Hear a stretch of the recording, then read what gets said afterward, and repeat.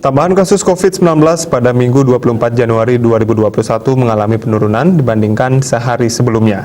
Jumlah pasien sembuh dan korban jiwa COVID-19 juga turun. Menurut data dari Satgas Penanganan COVID-19 Nasional, terjadi penambahan 11.788 kasus dan kumulatifnya mencapai 989.262 kasus. Terdapat pasien yang sembuh yang tercatat ada 7.751 orang.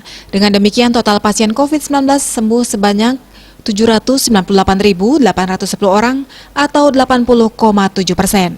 Sementara itu pasien terkonfirmasi positif COVID-19 yang meninggal mencapai 171 jiwa, sehingga terdapat total 27.835 kematian atau 2,8%. Jumlah pasien COVID-19 yang masih dirawat mencapai 162.617 orang atau 16,4%. Secara umum total suspek sebanyak 80.114 orang. Sebaran COVID-19 telah menjangkit 34 provinsi di tanah air yang mencakup 510 kabupaten dan kota. Bali Pos melaporkan.